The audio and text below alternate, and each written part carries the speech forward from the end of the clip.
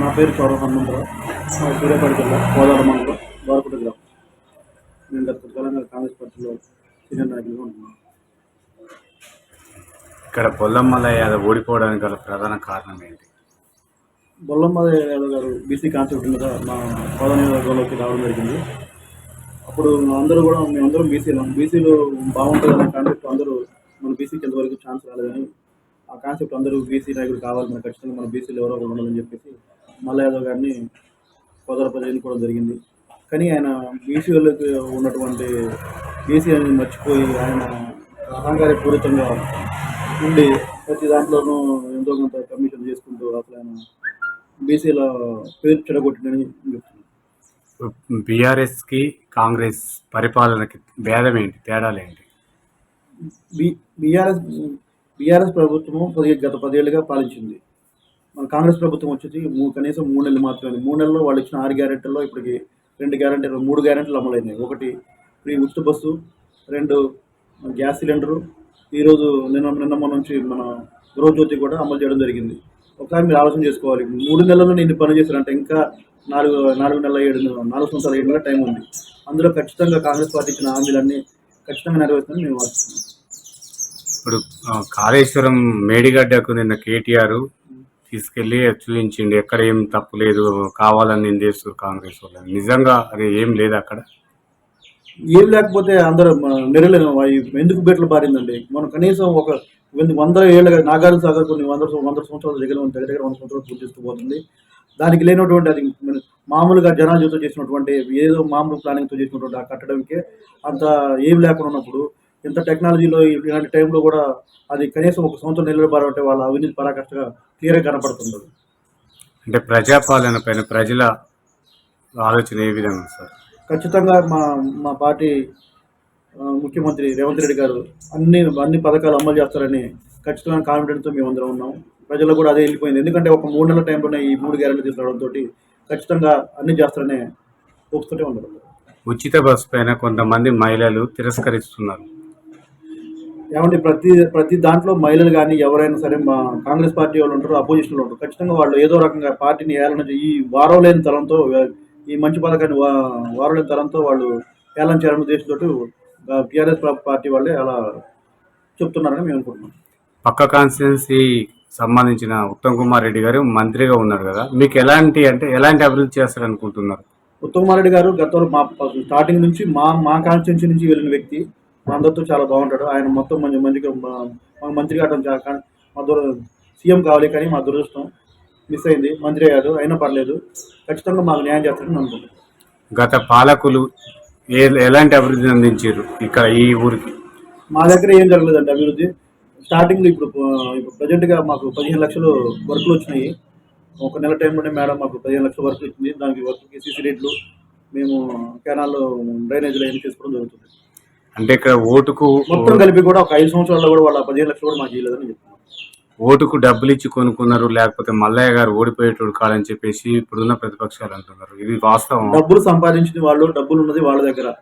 మన ప్రభుత్వం కోల్పోయి 10 సంవత్సరాలుగా జనాలు తిరుగుతూ మేడం ఖచ్చితంగా ఆ జనం అందరూ ఇలాంటి పాలకులు వద్దు, మనకి ఖచ్చితంగా మనకి కాంగ్రెస్ పార్టీ కావాలని ఎన్నుకున్నారు, డబ్బులతో కాదు, ఖచ్చితంగా ఎన్నుకున్నారు. ఇప్పుడు ఈ 6 గ్యారంటీలు అమలైతే అని ప్రజలు నమ్మట్లేరని చెప్పేసి అంటున్నారు. ఎంతవరకు నిజం ఇది? అదంతా వాళ్ళు వ్యతిరేకం కాను. వేరే పార్టీ, వేరే మహిళలు కావచ్చు, జనం కావచ్చు, వాళ్ళ పార్టీ వాళ్ళు చేసుకున్న ప్రచారం కానీ, స్వచ్ఛమైన కాంగ్రెస్ పార్టీ కార్యకర్త కానీ, సామాన్యుడు కానీ అలాంటిది ఏమీ ఉద్దేశం పెట్టుకోలేదు. ఈరోజు అందరికీ బ్రహ్మాండంగా ఊళ్ళో మంచిగా ఈరోజు మొత్తం కరెంటు బిల్లు కొడుతుంటే చాలా హ్యాపీగా ఫీల్ అవుతున్నారు.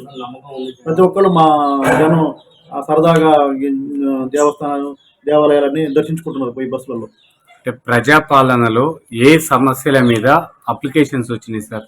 ఎక్కువ ఇల్లుల గురించి వచ్చినాయండి. ఇల్లుల గురించి వచ్చినాయి. ఎందుకంటే గత ప్రభుత్వం 10 సంవత్సరాలుగా ఒక్క ఇల్లు కూడా ఇల్లు మా ఊళ్ళో కదా. మా ఊళ్ళో డబుల్ బెడ్రూమ్లు అనేది కూడా తెలియదు ఎవరికి. ఒక్క ఇల్లు కూడా మెయిన్ ఇల్లు మీదే వచ్చినాయి. ఇక్కడ డబుల్ బెడ్రూమ్ ఇల్లు ఎన్ని ఇచ్చారు సార్? ఒక్కటి కూడా ఇల్లు. దళిత బంధు, గిరిజన బంధు, జీరో. కళ్యాణ లక్ష్మిలు నా మాత్రం ఇచ్చారు. ఈ బీసీలకు గొర్రెల పంపిణీ, కొన్ని ఇచ్చారు, మిగతా ఏమి ఇవ్వలేదు. మిషన్ భగీరథ కూడా పథకాలు నామమాత్రంగా ఇచ్చాము, కోసం 1-2 ఇచ్చారండి. అంతేగాని పూర్తిగా ఎవరికి లబ్ధి పొందే వాళ్ళకి ఎవరికి ఇవ్వలేదు. మిషన్ భగీరథ వాటర్ ఇంటింటికి చేరుతుందా సార్? మిషన్ భగీరథ వాటర్ వాళ్ళ స్వావలంబనం చేసుకుంది కానీ జనాలకు ఉపయోగపడేది కాదు. జనాలకు ఎవరింటికి వాటర్ రావట్లేదు. సార్ మాజీ మంత్రి హరీష్ రావు గారు కాళేశ్వరం నీళ్లు ఈ కోదాడ నియోజకవర్గానికి కూడా అందించినామని చెప్పేసి అప్పుడు మీటింగ్లలో చెప్పడం జరిగింది. నిజంగా కాళేశ్వరం నీళ్ళు వస్తే పొలాలు ఎందుకు ఎండిపోతున్నాయి సార్? ఇక్కడ కాళేశ్వరం నీళ్ళు రాలేదమ్మా, వస్తే వాళ్ళు చూపించాలి కదా. కాళేశ్వరం పొలాలు చూపించమని చెప్పండి. రాజేశ్వరం గారికి అదే మాట చెప్తుంటే కాళేశ్వరం నీళ్ళు ఎక్కడికి వచ్చి చూపించమని చెప్పండి. ఆ పొలాలు ఎండిపోవు కదా. మరి ఇప్పుడు ఆయన పని చేసినట్లయితే వాళ్ళ కాంట్రాక్టులు వాళ్ళ లాభం కోసం వాళ్ళు చేసుకున్న పనులే కానీ ఉపయోగపడే పని అయితే ఏం జరగలేదండి. రేవంత్ రెడ్డి సీఎం కావడం ఏ విధంగా చూస్తున్నారు? రేవంత్ రెడ్డి అంటే మంచి వాయిస్ ఉన్న వ్యక్తి సీఎం కావడం మేము చాలా గౌరవంగా ఫీల్ అవుతున్నాం. ఏ విషయంలో సబ్జెక్టుల మీద మంచి మాట్లాడటం దమ్మున్నట్టుగా మేము ఫీల్ అవుతున్నాం. అంటే ఈ రాష్ట్రం పరంగా రేపు రానున్న ఎన్నికలలో పక్క రాష్ట్రంలో ఎన్నికలు సార్, టీడీపీకి మీ కాంగ్రెస్ మద్దతు ఇస్తుందా? టీడీపీ ఇస్తుందా అంటే అక్కడ పరిస్థితులను బట్టి వాళ్ళు నిర్ణయం తీసుకుంటారు. పైన అధిష్టానం నిర్ణయం తీసుకుంటే మనం చెప్పలేదు. కాంగ్రెస్ పార్టీ ఎవరికి సపోర్ట్ చేయమంటే వాళ్ళకి చేయడానికి నేను సిద్ధంగా ఉన్నాను. ఇప్పుడు కవిత లిక్కర్ కేసులో ఇరుక్కుపోయింది. నిన్న కూడా ఈడీలు సమన్స్ పంపించి రమ్మని చెప్పారు కదా సార్, ఇంతవరకు అరెస్ట్ చేయకపోవడానికి ప్రధాన కారణాలు ఏంటి? క్లియర్గా కనపడుతుంది. బీజేపీ బీఆర్ఎస్ పొత్తు కారణంతో ఆమెను తీసుకెళ్ళడం లేదు.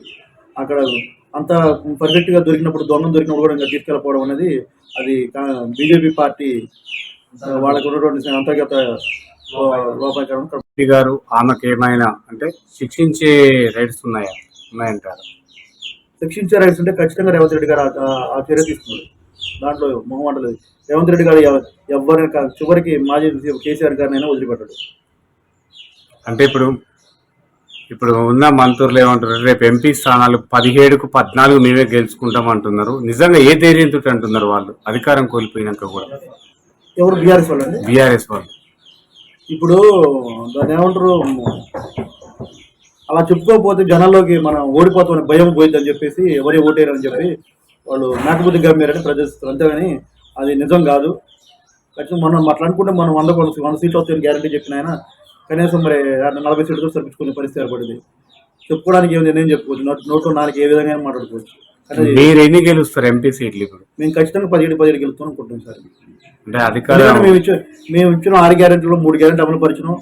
ఇంకా మిగతా వాటి గురించి కూడా పోరాడుతున్నాం. కాబట్టి ఖచ్చితంగా 17 గెలుస్తూ అనే ధీమాతో మేము ఉన్నాం. నిరుద్యోగులకి మీ ప్రభుత్వం ఏం హామీ ఇచ్చింది సార్? నిరుద్యోగ వృత్తి ఇస్తామని చెప్పింది. అది కూడా త్వరలోనే మా సీఎం గారు ఉద్యోగ ప్రకటనలు చేసింది కదా. ఈ ఉద్యోగ ప్రకటనలు చేసింది, నోటిఫికేషన్లు వస్తాయా? ఎగ్జామ్స్ రాస్తారా? వాళ్ళకు బీఆర్ఎస్ వాళ్ళకి నమ్మకం లేదంటున్నారు. ఏమండి, వాళ్ళు లాస్ట్ టైంలో పెట్టి ఏదో అడవాడు చేసి 1,00,000 ఉద్యోగాలు చెప్పేసి లాస్ట్ మినిట్ లో చెప్పేసి వెళ్ళిపోయారు. కానీ మా ప్రభుత్వం ఇంకా 5 సంవత్సరాలు ఉంది. 5 సంవత్సరాలు ఖచ్చితంగా జరిగిద్దని మేము అనుకుంటున్నాం. ఇక్కడ స్థానిక సర్పంచ్ ఎన్నికలు వస్తున్నాయి సార్. ఏం చెప్పదలుచుకున్నారు ఓటర్లకు? మీరు అవకాశాలు ఇస్తే ఎలాంటి అభివృద్ధి చేసి చూపిస్తారు? ఖచ్చితంగా మంచి అవకాశం వస్తే మా రాష్ట్రంలోనే మంచి ఉత్తమ గ్రామ పంచాయతీ నిలబడదామనే ఆలోచన. ఇక్కడ స్థానిక సర్పంచ్ పరిపాలన మొన్నటి వరకు ఏ విధంగా ఉంది? మంచిగా ఉంది. మరి సీసీ రోడ్లు కానీ డ్రైనేజ్ వ్యవస్థ అంతా అస్తవ్యస్తంగా ఉంది కదా సార్. ప్రజలే తిరస్కరిస్తున్నారు పరిపాలన మీద. అంటే బీఆర్ఎస్ ప్రభుత్వం తప్పండి. బీఆర్ఎస్ ప్రభుత్వం సరైన సపోర్ట్ చేయకపోవడం వల్ల సర్పంచ్ వాళ్ళు ఇబ్బంది పడరండి. అంతే.